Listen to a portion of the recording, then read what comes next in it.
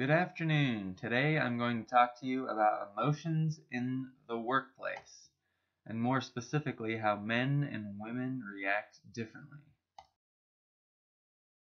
Hostile and toxic emotions at work. Verbal and nonverbal behaviors take place in professional environments every day.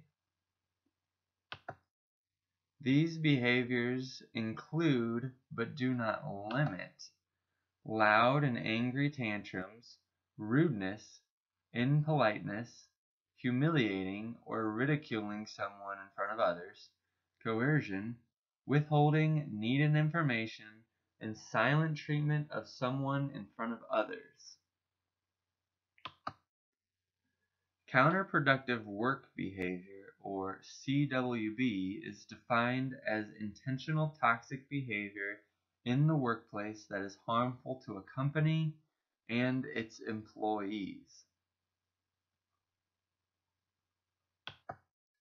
These behaviors are deeply rooted in aggression, revenge, reprisal, and deviance.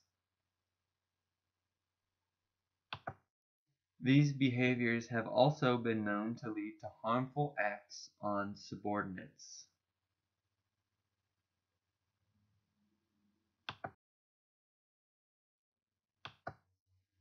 Toxic, by definition, means poisonous, harmful, and deadly.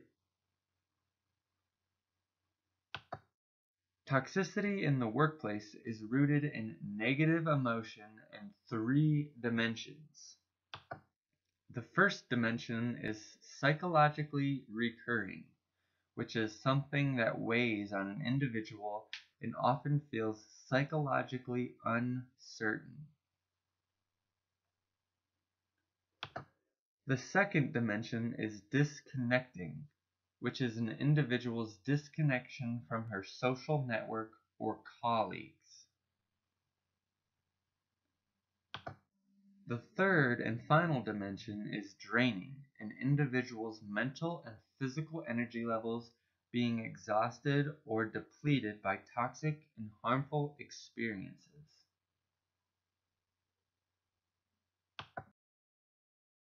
Gender differences and status. A study found that men who express angry emotion in the workplace are often given a higher status by his peers. Anger is an expression of power and dominance. That same study found that women who expressed angry emotion were seen at a lower status and often received lower wages. Unlike men, women's occupational rank doesn't seem to influence their salary or status in any way. When a man expresses anger, he is doing his job. When a woman expresses anger, she is simply seen as an angry person.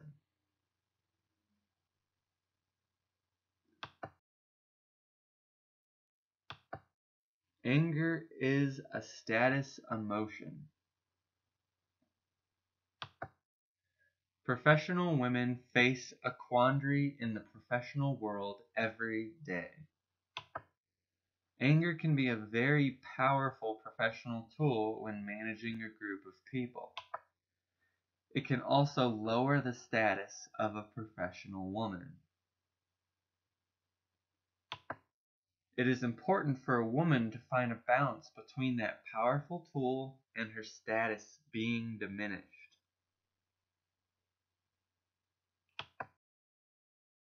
How emotions are expressed.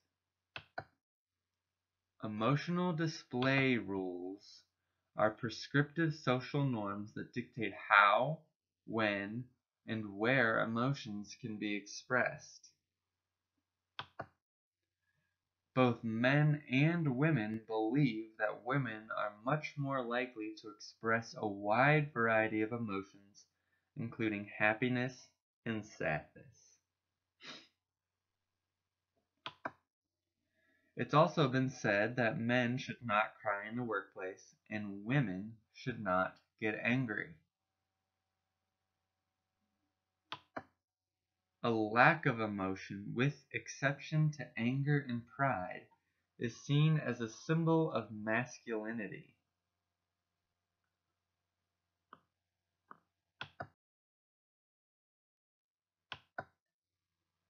Hall, Carter, and Horgan, researchers on emotional expression and gender, suggest that women are generally more facially expressive and smile more often than men. Vingerholtz and Shears also refer to evidence that suggests women are more likely to cry and cry more frequently than men do.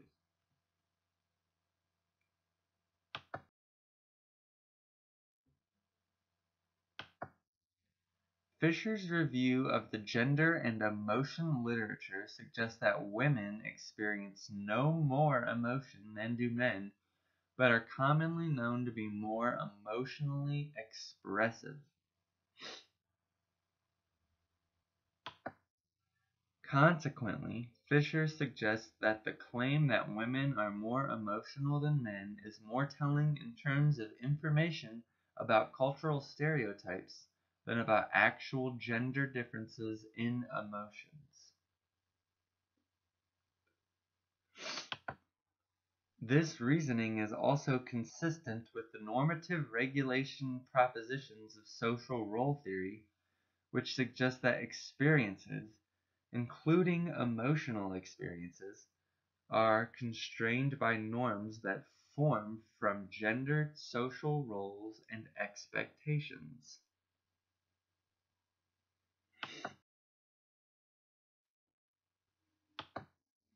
We conform to the stereotypes of emotion for fear of what may happen if we express the wrong emotion. Models of stereotype-based criticism suggest that people face negative consequences when they do not act in accordance with gender predispositions.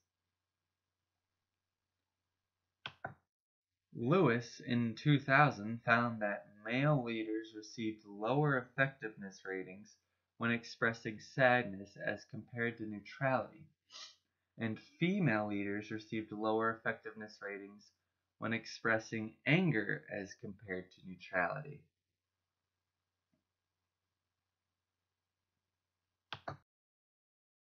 Gender roles.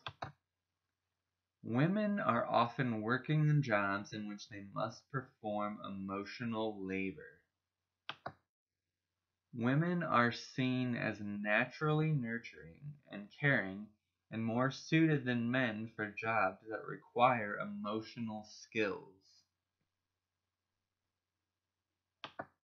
Jobs themselves are indeed gendered. The emotional tasks that workers perform in lower-ranking, female-dominated service jobs is consistent with beliefs about women's emotionality. On the other hand, the types of emotional tasks or lack thereof male-dominated jobs are more consistent with beliefs about men's emotionality.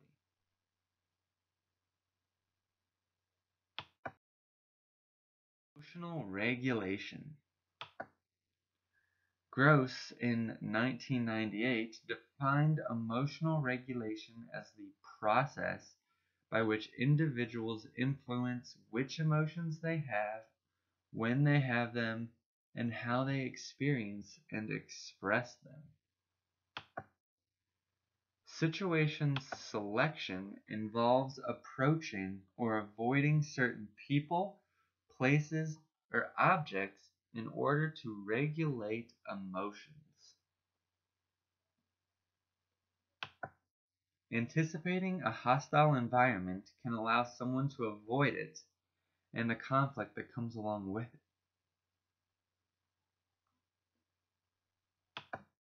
You are the only person that can control and dictate your emotions.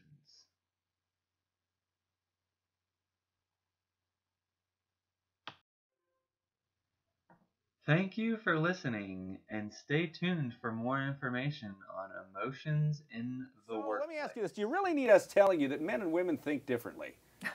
That our brains are wired in different ways, and that men don't understand women and women don't understand men. I mean, we've heard it. We know this both intuitively and from everyday experience. But because neither side really can know or understand where the other side is coming from, communication between the genders creates conflict, misunderstanding, and honestly, it's sometimes resentment. We've seen that. This is especially evident in the business community, where men who are firmly entrenched in one leadership style have difficulty dealing with the emergence of women in similar leadership positions. I mentioned GM. I don't know how that's going to pan out, but we'll find out. Women tend to think and act much differently. Just the same, many women who are suddenly thrust into this leadership role in business have no real blueprint for dealing with that role other than emulating the way men have done it for so many years. This often doesn't work. Beate Chalette is an author and creator of the Women's Code, which talks about leadership roles from the female point of view.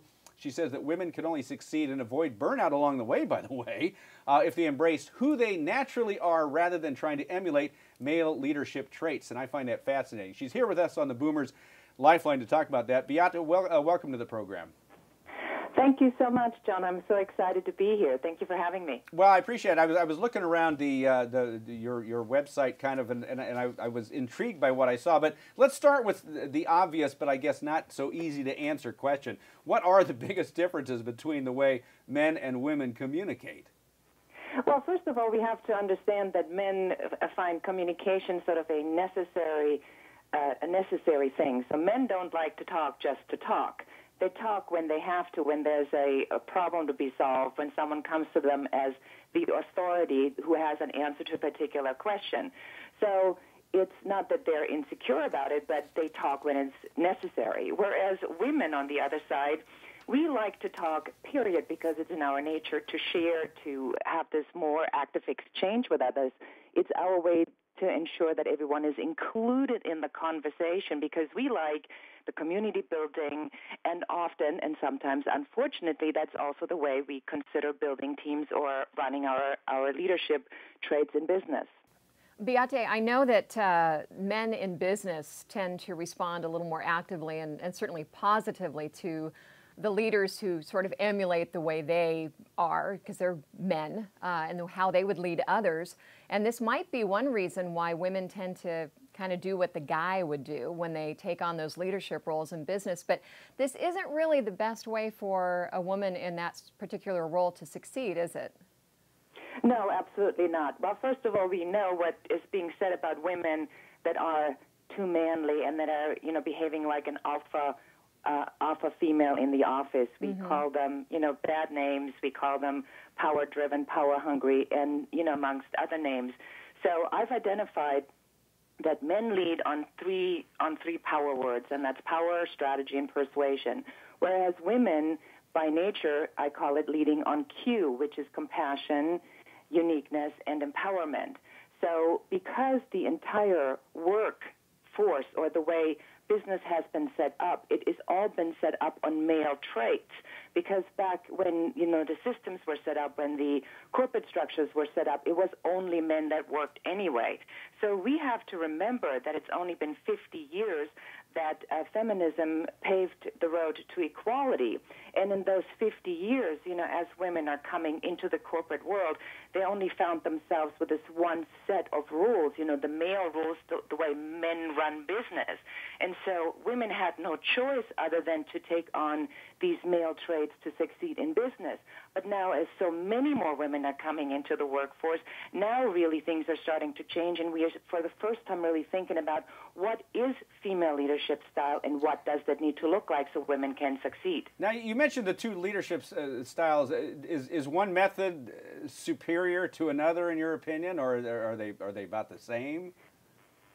I'm really glad you asked that question, because that is something that I get asked a lot. I don't think that we look at it from the perspective who is better or who is or who is worse.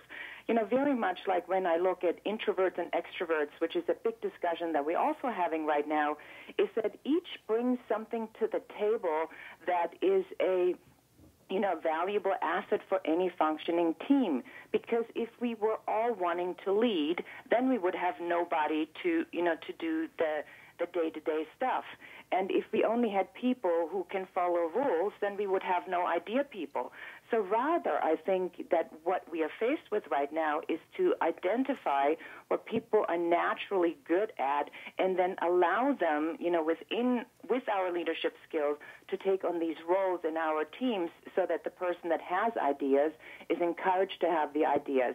And if they're a little chaotic in the execution, then why don't we find someone who knows how to follow rules? Or, like I'm an idea person, for example, I know I need to work with maximizers because it bores me to figure out the minute, the little details on how it then sort of all falls in place. So I bring people on my team that have that ability. So there is no better and worse. There is just the question, where should they be in your team? Now, you've mentioned, or I've read, that you've put together sort of this mini industry, which is called the Women's Code. Talk about how that works. How do men and women both benefit from that? Excellent question again. Well, the Women's Code really has been designed because I've been a single mom. I've been, an entrepreneur my entire life, and I wrote, my book, Happy Woman, Happy World, and to really write down what these principles of the Women's Code are. And I found that in business, women don't help each other, and women are at each other's throat. The numbers suggest that when we go into a company, let's say with 50 employees, right, that 22 employees will be bullied, and out of those 22, 18 will leave. But that's not even the shocking part of the number. The shocking part of the number is that while men and women bully, women seek out other women at a rate of 80%. That means if a woman bullies in an office, she bullies other women at an 80% rate. Now, Beate, I'm sorry, we're just about out of time. I apologize. If people want more information on this, where can they go to get it? Oh, absolutely. Go to thewomenscode.com. There is a link that will lead you to a balance test so you can find out if you're out of balance, or check out the book, which you find at happywomanhappyworld.com. Great, the Women's Code. Hey, Beate Gillette, thanks very much for being with us. There's a lot of differences there. We appreciate you pointing them out to us. All right, take care. Almost every business decision we make on a daily basis is based on emotions. We feel choice A is better than choice B. Therefore, many times we make our choices based on what our emotions or gut feelings are telling us. People need to have the self-awareness of their own emotions and the origins to understand themselves better, their motivations, fears, limitations, and strengths. It's also extremely important for people to be in touch with their emotions when working in teams. But just as important is their ability to work with empathy, to imagine a problem or situation from another perspective, to stand in somebody else's shoes. Being attuned to other people's emotions and concerns is even more significant today when teams are cross-cultural and businesses are global, thus increasing the complexity of interactions and how emotions are expressed. Emotional intelligence is quite simply the ability to understand, express, and manage your own emotions, develop and maintain good social relationships, and think clearly and solve problems under pressure. Try this simple exercise. Recall a recent incident you would describe as stressful. Visualize yourself as an observer, not a participant, almost like you are looking down on the situation from above. As you shift from the role of the participant to the observer, notice the corresponding shift in your emotional state. This self-awareness, now freed of its emotional charge, will help you clearly see how you are impacted by the situation and how you are impacting others. All too often, there's very little emphasis placed on building soft skills or emotional intelligence in schools or workplaces. So where does one learn how to hone these soft skills? The Leading with Emotional Intelligence course is an essential leadership program which helps students, corporate professionals, and entire organizations realize their full potential and improve their relationships with others. In this Leading with Emotional Intelligence program, we work through the EQI 2.0 model developed by Multi-Health Systems, which consists of 15 emotional intelligence competencies, including some of the following: Self-regard, the ability to accept yourself for who you are, warts and all. Assertiveness, the ability to say, in a non-offensive way, what you need to say when you need to say it. Social responsibility, the ability to give back, to be helpful. Impulse control, the ability to resist or delay an impulse, drive, or temptation to act. And flexibility, the ability to transition your emotions from one state to another. The only way to strengthen your 15 emotional intelligent competencies is to work them. Just like strengthening your biceps, the only way you can build these competencies is if you practice working them. If you want stronger biceps, you do more curls. Well, in a sense, if you want stronger emotional muscles, you do the exercises you need to in order to improve them.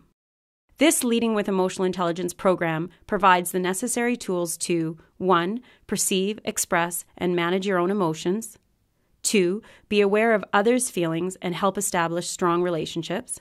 And 3. Use the information provided by your emotions to act appropriately in the face of daily challenges. The more you understand your emotions as well as others, the better your professional and personal lives will be.